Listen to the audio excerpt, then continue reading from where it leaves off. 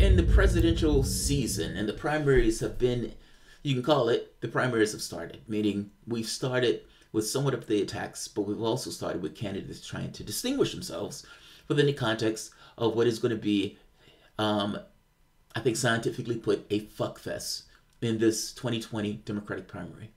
There's blood in the water. People think Trump is vulnerable, and as such, you have a lot of people vying for the crown, which gives a certain degree of incentive for people to do things that are somewhat cutthroat and vicious in regards to trying to achieve the throne. I mean, after all, this is the presidency of the United States. You do what you can to get to the presidency of the United States. In this case, we have multiple people who are trying to run in this race. Tulsi Gabbard is one of those people that's tried to run in this race. And if I'm being honest, there's been a concerted effort to take her down before she's even getting out of the starting gates by groups like Sam Cedar, other elements of the Democratic Party, with one article after the next going after her. One of the articles that come out recently came, I think it was CBS or NBC? NBC News. Was it NBC? NBC? Yes, NBC. It says some pretty extreme things with regards to Tulsi Gabbard, and Glenn Greenwald put a knife in it, even though the story became viral. The various candidates who are in the races are trying to distinguish themselves. Now, you can distinguish yourselves in all sorts of ways, but at the end of the day, you want to create a situation where you can be seen. You need to be some degree of peacock for people to look at you. Don't buy into this nonsense that an argument is the thing that settles who wins.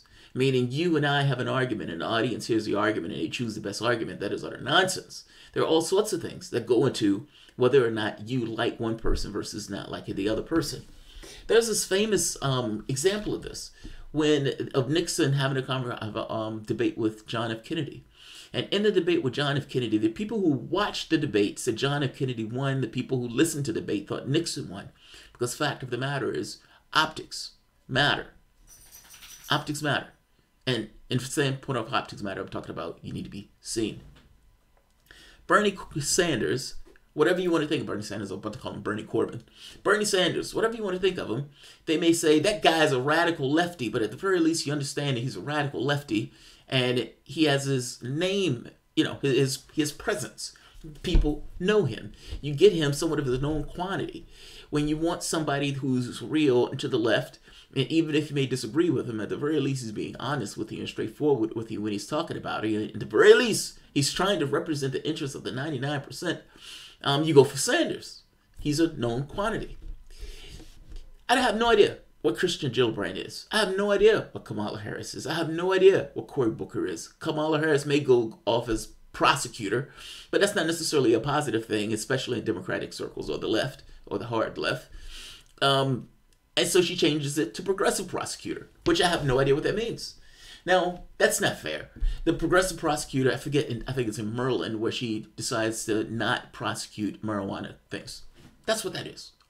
But Kamala Harris's videos where she's talking about locking up or threatening to lock up homeless mothers with 2 kids because they can't keep their kids in school, as if the homelessness and the other issues associated with that level of poverty and having kids within that level of poverty have certain challenges associated with it. Threatening them with prison is not necessarily the way to go about that, and giggling about it as you talk about this as a success case is not the way to go about that. So, just saying.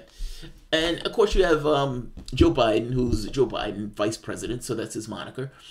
But Tulsi Gabbard has, you know, this is my corner of the room. Get away. I'm going to be anti-war, and I'm going to be flamboyantly anti-war. So when the thing came out with Venezuela, she was one of the first people to come out saying, I denounce this particular act of aggression from the United States. We need to stop these coups. There was no hedge. There was nothing. This is what I'm for. Take me or leave it. Now, because of this stance, they've hit her on Syria, saying she's a Putin puppet, saying that she's an Assad apologist, and call her everything but a child of God. And in this case, they've been trying to make the argument that she's Putin's choice in order to run in the election itself. But that's her stake. That's her claim to fame. I am the anti-war candidate. I'm going to be the candidate that get us out of all of these wars and stop us from this regime, you could say, edifice that we've put up. People hate that. Now, you must understand there are 2 things here that's against Tulsi Gabbard. In one case, she supported Sanders. That was a fail. especially when you have a lot of Democrats who try to blame Sanders for Hillary Clinton being a horrible, horrible, horrible candidate. The secondary thing, she bucks the media establishment with what it means to be this kind of Washington consensus. Whatever you want to think about this idea of people in Washington not being able to get along, fact of the matter is the problem is they do get along too much. In the sense of bipartisanship, the consensus on economics, at the very least, they understand the world in the same way. They acknowledge the world being in the same way, which makes it almost like you're fighting in a phone booth to try to get anything changed. And yeah, in the standpoint of the bipartisan consensus on war, if you don't believe me, the moment that Trump said he's pulling out of Syria and Afghanistan, collective asses clutched in Washington. Do you know they passed a bill saying, no, you're not going to do this? And the media was also against them, including lefties in the media like Tom Hartman, who typically, is a lefty, but in this case is talking about, well, I don't think we should pull the troops out and blah, blah, blah. There's a consensus on these things, and she is bucking that consensus. And there's money to be lost in bucking that consensus. Beyond the money to be lost in bucking the consensus, and taking out even whatever the rationale for this story is. News is a product. It is commodified. It is not reality that you need per se. It's reality that they can sell you. There's a difference in those things. In selling this attack on Tulsi Gabbard, you can, you have to ask the question, if news is a commodity, who's buying it and who's selling it, and what is the commodity going to be in order to attract a particular audience, right? Beyond that point, though, beyond news being a commodity and all this other stuff, beyond even having reasons to smear Tulsi Gabbard on this, let's just look at the story itself. 7 minutes, sorry, that's not bad. The story itself fails.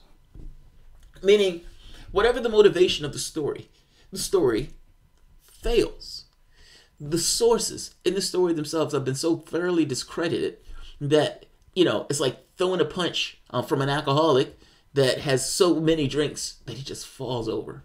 There's nothing behind it. There's nothing there. It's an 80-year-old man that's drunk too much. Like, it's that weak of a punch. This is NBC News, which makes it that much worse. And it's a Russia fear-mongering at a level that is breathtaking. Look at this. And look at the picture they're using. This beautiful woman, and this is the picture that they use. Russian propaganda machine discovers, I see a propaganda machine, all right, it's not the goddamn Russians. Russian propaganda machine discovers 2020 Democratic candidate Tulsi Gabbard. God, I love the irony of that. In the process of saying that the Russian propaganda machine has discovered Tulsi Gabbard, they are in effect administering propaganda. Isn't that beautiful? Isn't that beautiful? God damn it, I love it. Experts who track websites and social media linked to Russia have seen stirrings of possible campaign to support Hawaiian Democrat Tulsi Gabbard. Here's the thing, and I'll be very honest with you on this. Just because the Russians may look at a candidate and say, hey, that person is anti-interventionist, meaning that person doesn't necessarily want to embroil the United States in one conflict after the next. Maybe if we don't want to bring this world to a world war, that is a good candidate to support if you're going to support anybody. Meaning, all the incentives in the world, if I'm being honest with you, would be for the Russian government to have a tacit support for Tulsi Gabbard. Meaning, if there was a preference, if you asked Vladimir Putin, 3 a.m. between him and his God, who would you prefer in the contest? He may say Tulsi Gabbard or somebody who's, because she's anti-war. But just because somebody else agrees with a position that you take doesn't necessarily mean that you're in identical alignment with the person who's agreeing with you. I need to make that clear. It's like saying, I'm going to reflexively be against whatever position Vladimir Putin wants. That's utter nonsense. Fact of the matter is, your country has embroiled in war for 18 years, longer than that, but 18 years from the standpoint of Afghanistan. The United States, Tulsi Gabbard said, let's take these troops out. Donald Trump said, let's take these troops out. And they passed a resolution saying no, to not do that. Which means that they're essentially saying we want more war. The 18 years of blood that was shed by Americans, and I've just read an article on this from a right-wing publication that even though there's certain parts of it that I think are wrong, ultimately comes to the same consensus of it is time to come home. There's one candidate in the race that's talking about that. And I want her on that debate stage. I want them to have to look her in the eye and to explain why we need to be in these countries for 19 years, 20 years, 21 years, 22 years, breaking up, not to mention our American troops, but causing havoc in the various countries around the globe. I want her on that stage to make that argument. Just saying. This is a certain degree of propaganda that's being displaced right here, even in the title of this, because most people don't even read beyond the title. The Russian propaganda machine tried to influence the 2016 election and is now promoting the presidential aspirations of a controversial Hawaiian Democrat. Right here, it forces you to accept certain things of the world to be true. From the standpoint of the author, this is his or her world. An NBC News analysis of the main English language news sites employed by Russia in 2016 election meddling shows Tulsi Gabbard of Hawaii, who is set to make her formal announcement Saturday, has become the favorite for sites in Moscow to use when it interfered in 2016. I find this to be insane. I'm going to go to Glenn Greenwald. So Glenn looked at this article, and Glenn found something that's a glaring problem in this article. NBC News published a predictably viral story Friday claiming that the experts who track websites and social media linked to Russia have seen stirrings of a possible campaign to support Tulsi Gabbard. But the whole story was a sham. The only expert cited by NBC in support of its claim was the firm New Knowledge. Now, in case you don't know who New Knowledge is, New Knowledge was the team, this company that just got caught trying to pretend as if they were Russian trolls, meaning they were making false accounts, fake accounts, and attributing those fake accounts to the Russians in order to say that the Russians are trying to help Doug Jones's opponent. Amazing! That's utterly amazing.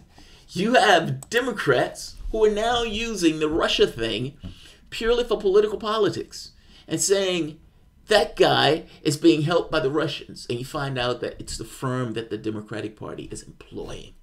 Oh, God, politics is grisly, man. Politics is a grisly endeavor. To justify its claim that Gabbard is the Kremlin candidate, NBC stated analysts at New Knowledge, the company the Senate Intelligence Committee used to track Russian activities in the 2016 election, told NBC News that they were spotted chatter related to Gabbard in anonymous online message boards, including those known for fomenting right-wing troll campaigns. What NBC amazingly concealed is a fact that reveals in its article to be journalistic fraud. The same firm, New Knowledge, was caught just 6 weeks ago engaging in a massive scam to create fictitious Russia troll accounts on Facebook and Twitter in order to claim that the Kremlin was working to defeat Democratic Senator nominee Doug Jones in Alabama. The New York Times, when exposing the scam, quoted a New Knowledge report that boasted of its fabrications. We orchestrated an elaborate false flag operation that planted the idea that Roy Moore campaign was amplified on social media by Russian botnet. Understand what I'm saying to you. This is fascinating shit. In Alabama, the Democratic nominee, or let's say elements of the Democratic Party, whatever, this company, New Knowledge, created fake, Facebook and Twitter bots to go out to mimic Russians. And then they can turn around and say, the Russians are trying to help our political opponent, when it's the company itself that was creating these bots. It's amazing. I remember when the story came up before. I don't remember if I did the story the first time around. But I remember hearing this. It was like, wow. Now, let's keep going. Because essentially it's playing on the political landscape. This political landscape of vilifying the Russians for your own failures and fuck-ups. And now, with this idea established in the public consciousness of, the ubiquitous Russian, now you can play against that and say, the Russians right there, the Russians, look at the Russians. The Russians are trying to help my political opponent. The Russians are trying to help with global, climate change stuff. The Russians are helping with the yellow vest. The Russians are this, the Russians are that. All of these things are demonizing the Russians. It's fucking amazing that they do this, but this is what they're doing in a political space. And let me read it again, just so you can hear it. The same firm, New Knowledge, was caught just six weeks ago engaging in a massive scam to create fictitious Russia troll accounts on Facebook and Twitter in order to claim that the Kremlin was working to defeat Democratic Senator Doug Jones in Alabama. The New York Times, when exposing this scam, quoted New Knowledge reporting that boasted the fabrications. We orchestrated an elaborate false flag operation that planted the idea that Roy Moore campaign was amplified in social media by Russian botnet. The fraud was overseen by New Knowledge's CEO, Jonathan Morgan. And by the way, I don't know if the Democrats paid him, so let me nix that. I kind of look at the, who was at most the benefit, was Cui Bono. But I don't know if it necessarily was the Democratic Party who put them up to this. It's very possible that the person who owned the company might have been enough for it. The New Knowledge CEO, Jonathan Morgan, at the same time, Morgan was fabricating Russia troll accounts and using them to create a fraudulent appearance that Putin was trying to defeat the Democratic Senate candidate. He was exploiting social media expertise to claim that Russians were interfering in an Alabama state election. In other words, Morgan used his own fake Russian accounts to lie to the public and deceive the nation and media into believing that the Kremlin-linked accounts were trying to defeat Democratic senator candidate, when in fact, the accounts he was citing was the ones he himself had fabricated and controlled. God, that's amazing. Even worse, Morgan's firm is behind one of the recent Senate reports on the Russia social media election interference, as well as the creation of the Hamilton 68, the pseudo-data-driven dashboard constantly used by the U.S. media outlets. Essentially, this idea to some degree is being discredited just by virtue of the person who's bringing it forth. How can you believe these guys when these guys went through this elaborate ruse in trying to create this kind of, I guess you could say, political expedience of getting Doug Jones over the finish line by leveraging hatred of Russians? I think that doesn't understate what's taking place. Look, I guess my point is this. In the same way, using these guys as experts is a bridge too far. It's a bridge too far. That's the point. That's his main point. And Doug Jones wants federal probe into disinformation tactics in his race. Doug Jones is calling for a federal probe for disinformation in his own race because of this firm. That's the other one. There's one more quote-unquote expert that they're talking. So here's another one. This is the group of quote-unquote experts on which NBC's principally relied to spread the inflammatory, sensationalistic McCarthyite storyline. The Gabbard's candidacy is supported by the Kremlin. While NBC cited a slew of former FBI and security state agents to speculate about why the Kremlin would like Gabbard, it's claimed that quote-unquote experts have detected the stirrings of such support came from this discredited, disgraced firm, one that has proved it specializes in issuing fictitious accusations against the enemies of the Democratic Party that are linked to Russia. Just marvel at how heavily NBC relies on the disgraced New Knowledge to smear Gabbard as a favorite of Moscow. Experts who track inauthentic social media accounts, however, have already found some extolling Gabbard positions since she declared. Within a few days of Gabbard's announcing the presidential bid, Disinfo 2018, part of the cybersecurity firm New Knowledge, found that 3 of the top 15 URLs shared by the 800 social media accounts affiliated with the known and suspected Russian propaganda operations directed at U.S. citizens were about Gabbard. That's amazing. Analysts at New Knowledge, the company the Senate Intelligence Committee used to track Russian activities in the 2016 election, told NBC News that they spotted chatter related to Gabbard in anonymous online message boards, including those known for fomenting right-wing troll campaigns. The chatter discussed Gabbard's usefulness.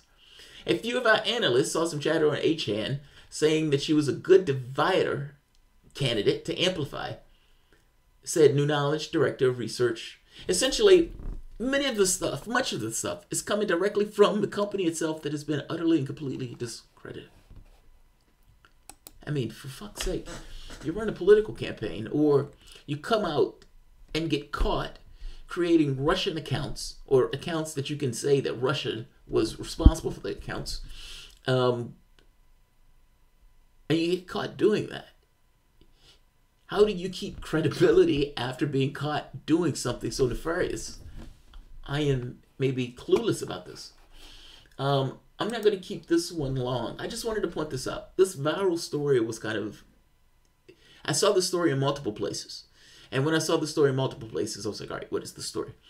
I was glad that Glenn Greenwald put a knife in this story because, they've been hitting her pretty hard on this stuff. The fact of the matter is, of all the candidates, she is the one candidate that is very clear in regards to her stance on politics of war. So I like it, even if it's for the standpoint of having it in the debate and pushing Sanders to the left on this issue. I like it. I'm going to do her speech. I'm going to let her speech play. I haven't listened to the totality of her speech. But over the weekend, Tulsi Gabbard gave essentially an anti-war speech. And let's go through it. I'm going to just let it play out on the channel itself. I don't think I'll be penalized for that. I mean, usually for political channels, in my head, I have this thought that they want that stuff to get as far and wide as it possibly can get, meaning they don't necessarily attack you or penalize you for playing that type of content. I could be wrong, though. I could be talking completely and entirely out of my ass cheeks. But I don't want my video shut down. I'm terrified. I'm scared. I'm shook. All right, yeah, so let's end this. And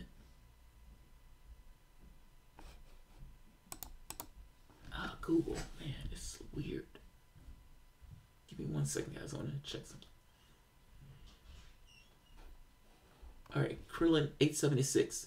Do you remember the plot of the movie Spies Like Us? I do not remember the plot of the movie Spies Like Us. In fact, I don't even fully remember the movie, if I'm being honest, Krillin. That's my bad. No, I'm not still on it. Just I haven't been in bed. I'm going on 2 days without sleep. Is anyone here believing the Russian hype? No, I don't. Per me. In the hideout, I guess. Edward Klein, I watched it. She knocked that shit out of the park. Edward Klein, I'm going to watch it now. This election is going to be a mind fuck. Yeah, I agree with you, Jay. This is not going to be this is not going to be a pretty election. Like, I could be wrong on this, but I think the 2018 primary, I would say this though. Whatever the primary comes out, meaning all of the candidates who's going to be in the race, you're going to get a wide spectrum of opinions, and you're going to get a wide spectrum on this idea of what is the Democratic Party. Like, personally, I think you're at an inflection point. And at that inflection point, people want something different. They want change. And they're not necessarily willing to settle for the status quo. I don't think Donald Trump is as weak as I think they think he is. Especially if he's going up against a candidate that is just going to be, Hillary Clinton light. That type of stuff. So, I could be wrong on this. But be wrong on this. All right, I'm gonna end this because I have another one.